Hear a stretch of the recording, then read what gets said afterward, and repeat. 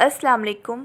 پرانی کہانیاں اور دلچسپ قصے دیکھنے کے لیے میرے چینل کو کر دیں سبسکرائب اور ساتھ دیے گئے بیل آئیکن کو لازمی پریس کریں تاکہ آپ کو میری آنے والی ہر نیو ویڈیو وقت پر مل سکے۔ جزاک اللہ۔ آج میں آپ کو سنانے جا رہی ہوں ایک لڑکی کی زندگی پر بیتی جانے والی سچ بیانی۔ تو آئیے بنا ٹائم ویسٹ کیے اپنی سٹوری کو سٹارٹ کرتے ہیں۔ گلاب کے حسین پھول اور مہکتی ہوئی خوشبوؤں سے سجی سیج کے سرخ جوڑے میں ملبوس دلہن رفت اپنا گھونگھٹ اوڑھے غم سے نڈھال اپنی کلائی میں پہنی ہوئی رنگ برنگی چوڑیوں سے کھیلتی ہوئی ساری دنیا سے بے خبر ہو جاتی۔ کبھی اپنے آپ سے باتیں کرتے کرتے بے اختیار ہنستے ہنستے رو پڑتی تو اس کی موٹی موٹی آنکھوں سے موتی جیسے آنسو نکل آتے اور وہ اپنے مہندی سے رچے ہوئے پیلے ہاتھوں میں اپنے آنسوؤں کو جذب کر لیتی تو اسے ایک سکون سا ملتا، کیونکہ ان آنسوؤں میں اس کی محبتوں، چاہتوں اور حسرتوں کا خون شامل تھا۔ وہ سب محبتیں، چاہتیں، حسرتیں کہاں چلی گئیں؟ وہ پیار کا سماں، خوشیوں کے گیت، شہنائیوں کی آواز اچانک کہاں دب کے رہ گئیں؟ اور یہ فضاؤں میں خاموشی اور سناٹا کیسا ہے؟ یہ سسکیاں، آہیں اور خون سے روتی ہوئی آنکھیں آخر کس کو تلاش کر رہی ہیں؟ وہ پیار جو کبھی لوٹ کے آنے والا نہیں، اس کے انتظار نے ہوش چھین لیے ہو جیسے، زندگی چھین لی ہو جیسے۔ ایک سیج پر بیٹھی دلہن کے سامنے خون سے لت پت، گولیوں سے چھلنی جب اس کا جیون ساتھی لایا جائے تو اعصاب کیوں نہ کام کرنا چھوڑ دیں، ذہن کیوں نہ مفلوج ہو، کلیجہ کیوں نہ منہ کو آئے اور آنکھیں آنسوؤں کے دریا کیوں نہ بہائیں۔ یہ درد، یہ غم اب رفت کا مقدر ہے، جو پہلے اپنے نصیبوں پہ بہت خوش اور نازاں تھی۔ اس کے بوڑھے ماں باپ بھی اپنی بیٹی کی خوشیوں پہ سدا نہال رہتے تھے، مگر اب ان کی آنکھوں میں بھی آنسوؤں کا ایک سیلاب سا رہتا ہے۔ میں ان کا یہ درد دکھ محسوس کرتی ہوں اور ان سے گلے مل کر جی بھر کے رونا چاہتی ہوں، مگر مجھ پر ایک سختہ اور خاموشی سی طاری ہو جاتی ہے اور میں کچھ کہتے کہتے چپ سی ہو جاتی ہوں۔ اس بات کا احساس شاید رفت کو بھی ہو، مگر اب وہ ذہنی مریضہ بن کر یہ سوچنے سمجھنے کے قابل نہیں رہی کہ اس کے سب خواب ارمان آخر ٹوٹ کر بکھر کیسے گئے۔ اس بات کا اندازہ پہلے تو رفت کو بھی نہیں تھا، مگر میں نے ایک دن اس کو ضرور یہ کہا تھا کہ رفت، تم یہ کیسی نادانی کر رہی ہو کہ تم ایک ٹھیلے والے کے ساتھ آنکھیں چار کر کے اس کے قریب ہوتی جا رہی ہو، اور کسی اجنبی پر اتنا اعتبار اچھا نہیں کہ جسے تم ذرا سا بھی نہیں جانتی ہو۔ میری اس بات پر وہ کس طرح ہنس کر بولی تھی کہ راحیلہ، تم کیا جانو محبت کو؟ محبت میں تو ذات پات، اونچ نیچ، رسم و رواج نہیں دیکھے جاتے، اور تم جو اسد کے بارے میں سوچ رہی ہو وہ ایسا بالکل نہیں ہے۔ ہاں، اگرچہ وہ غریب بہت ہے مگر دل کا بہت امیر ہے، اور وہ میرے لیے سب کچھ کر سکتا ہے، حتیٰ کہ وہ اپنی بیوی کو طلاق دینے پر بھی تیار ہے، مگر میں نے اس کو ابھی تک منع کر رکھا ہے۔ یہ سن کر میں چونک سی گئی تھی اور اس سے پوچھنے لگی کہ کیا اسد شادی شدہ بھی ہے؟ اس کے باوجود بھی تم اس سے پیار کرنے کی غلطی کر رہی ہو؟ وہ مجھ سے کہنے لگی، راحیلہ، ارے یار، اس میں غلطی کیسی؟ ہم تو بس ایک دوسرے کو چاہتے ہیں اور شادی کرنا چاہتے ہیں، مگر اماں لوگوں کی یہ ضد ہے کہ اسد پہلے اپنی پہلے والی بیوی کو طلاق دے تو پھر ہم تمہاری اور اسد کی شادی کے بارے میں سوچیں گے۔ رفت نے یہ بات مجھ سے بہت شوخ انداز میں کہی۔ اس کی یہ بات سن کر میں خاموش سی ہو کر رہ گئی۔ اسی طرح کچھ عرصہ گزر گیا۔ ایک دن ہم کالج سے نکلے تو کالج کے باہر ایک نئی کار کھڑی ہوئی تھی۔ رفت نے گاڑی کو دیکھ کر اس کی جانب رخ کیا تو میں حیران رہ گئی۔ وہ میری حیرانگی کو دیکھتے ہوئے بولی، راحیلہ، تم گھبراؤ مت، یہ میرا کزن ہے جو لاہور میں پڑھتا تھا، اب سے چند دن پہلے یہ یہاں آیا ہے۔ اس دوران ہم گاڑی تک پہنچ گئے تو رفت نے مجھے پچھلی سیٹ پر بٹھاتے ہوئے کہا، ارے یار، اب لوکل بس کے دھکوں سے جان چھوٹ گئی، تم یہاں آرام سے بیٹھ جاؤ، ہم تمہیں تمہارے گھر پہنچا دیں گے۔ یہ سن کر میں خاموشی سے گاڑی میں بیٹھ گئی اور رفت فرنٹ سیٹ پر اس لڑکے کے ساتھ بیٹھ گئی۔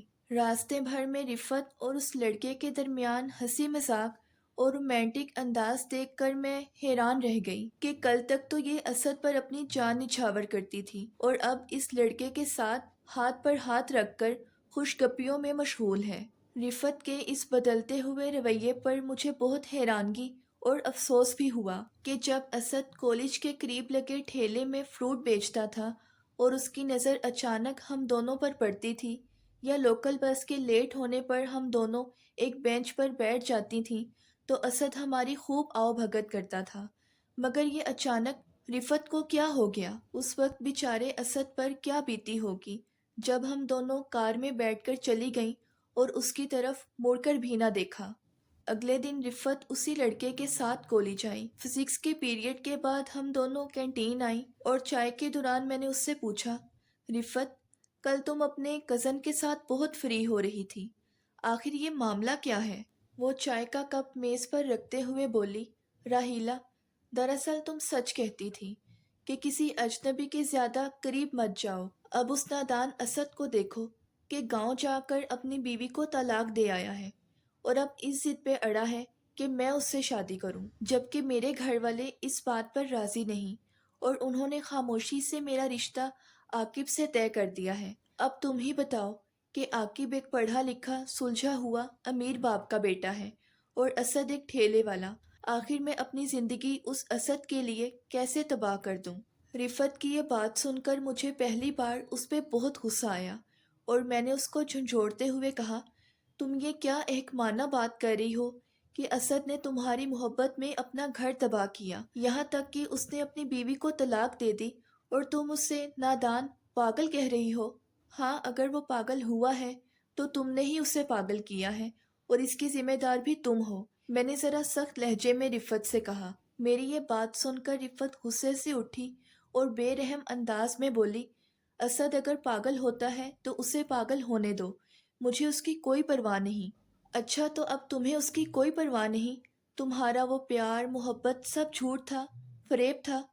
رفت کی لاپرواہی سے جل کر میں نے اس سے پوچھا، نہ وہ پیار تھا اور نہ محبت، بس میری نادانی تھی کہ میں اس سے دل لگا بیٹھی، اور اس دل لگی کو میں خواب سمجھ کر بھلا بیٹھی ہوں، کیونکہ میرے سامنے عاقب کی شکل میں ایک اچھا اور سہانا مستقبل ہے، اور وہ بیچارہ ایک ٹھیلے والا میرے خواب، میری حسرتیں، میری خواہشیں کیسے پوری کر سکتا ہے؟ رفت نے تنگ آ کر مجھے میرے سوالوں کا جواب دیتے ہوئے کہا، رفت اس طرح رنگ بدل سکتی ہے، مجھے اس بات کا اندازہ پہلے کبھی نہ تھا، اس لیے میں نے خاموشی کو ہی بہتر سمجھا۔ مگر ایک دن جب میں لوکل بس سے اتر کر کالج کے اندر جانے لگی تو ایک گھبرائی ہوئی آواز سن کر میرے قدم رک گئے۔ بہن جی، آپ رفت کو سمجھائیں، میں نے اس کی محبت میں سب گنوا دیا، اپنی بیوی کو طلاق دے کر، سب گھر والوں کی ناراضگی اٹھا کر اس طرح آیا ہوں کہ بس واپسی کا بھی کوئی راستہ نہیں ہے۔ اسد کی درد بھری التجا سن کر مجھے بھی اس کی نادانی اور پاگل پن پر بہت غصہ آیا کہ وہ اپنا بسا بسایا گھر اجاڑ کر آیا ہے تو بھلا میں اس کی کیا مدد کر سکتی ہوں؟ لیکن پھر بھی میں اس سے صرف یہ کہہ سکی کہ آئندہ آپ میرے پاس نہ آئیں اور نہ ہی اب آپ رفت سے کوئی امید رکھیں۔ میری بات سن کر وہ ایک بت بن کر کھڑا ہو گیا اور میں کالج چلی آئی، مگر اس بات کے بارے میں نے رفت سے بھی کچھ نہ کہا، کیونکہ مجھے معلوم ہو چکا تھا کہ رفت نے اپنا جو فیصلہ کر لیا ہے وہ اس سے کبھی پیچھے نہیں ہٹ سکتی۔ اس کے علاوہ اس کے شادی کے دن بھی قریب آ رہے تھے۔ رفت اور اس کے گھر والے اس رشتے پر بہت خوش تھے، کیونکہ عاقب ان کا رشتہ دار ہونے کے ساتھ ساتھ ایک امیر گھرانے کا تعلیم یافتہ لڑکا تھا۔ شادی کے دن جوں جوں قریب آتے گئے، گھر میں شور شرابہ، تزئین و آرائش بڑھتی گئی، دور دور سے رشتہ دار بھی آنا شروع ہو گئے تھے۔ دلہن کے لیے سرخ جوڑا، میک اپ، چوڑیاں، مہندی وغیرہ لینا، اس کو سنوارنا سجانا میرے ذمہ تھا۔ آنٹی کے ساتھ سارا دن بازار میں جہیز اور دلہن کا سامان خریدتے خریدتے شام ہو جاتی۔ جب ہم تھکے ہارے گھر کو لوٹتے تو رفت کا مسکراتا ہوا چہرہ دیکھ کر سارے دن کی تھکن دور ہو جاتی، کیونکہ رفت کی خوشیاں سب کو بہت عزیز تھیں۔ اس سے بڑھ کر میری تو وہ بچپن کی سہیلی تھی، اس لیے میں بڑھ چڑھ کر اس کی شادی کے انتظامات کر رہی تھی۔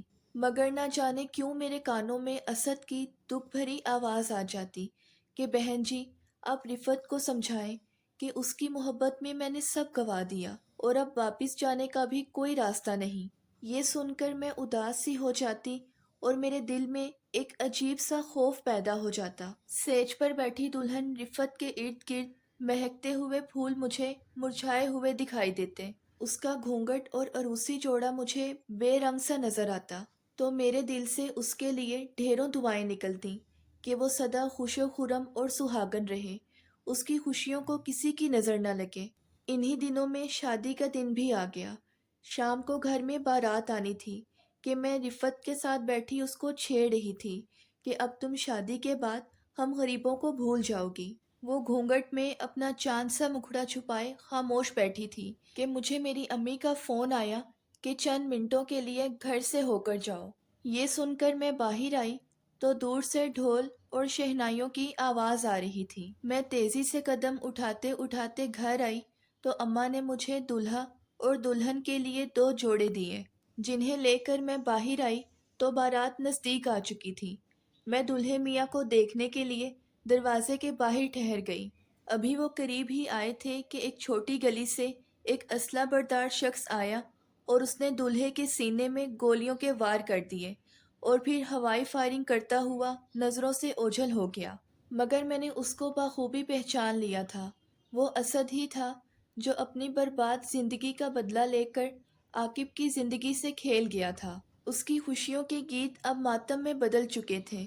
ڈھول اور شہنائیوں کی آواز دب چکی تھی۔ خون سے لت پت، گولیوں سے چھلنی لاش جب رفت کے گھر آئی تو ایک کوہرام سا مچ گیا۔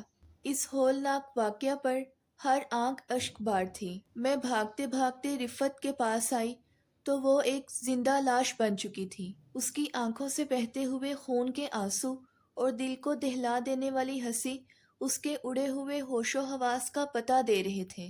اس وقت اس کے پیلے ہاتھوں میں اس کے ارمانوں کا خون نظر آ رہا تھا اور اس کی خون روتی آنکھیں کسی کو تلاش کر رہی تھیں۔ مگر وہ پیار کبھی لوٹ کے آنے والا نہیں تھا۔ جو اس کا پہلا پیار تھا وہ اسے ذہنی مریضہ بنا کر اسے اپنے پیار کا تحفہ دے گیا تھا۔ اگر آج سے قبل رفت اسے بے وفائی کا تحفہ نہ دیتی تو شاید آج اس کے سب خواب ٹوٹ کر بکھرے نہ ہوتے اور دولت سے خریدا ہوا تحفہ اسے اتنا مہنگا نہ پڑتا۔ اگر آپ کو میری آج کی یہ سٹوری پسند آئی ہے تو ویڈیو کو لائک اور چینل کو سبسکرائب کرنا مت بھولیے گا۔ ملتے ہیں نیکسٹ ویڈیو میں، تب تک کے لیے اللہ حافظ۔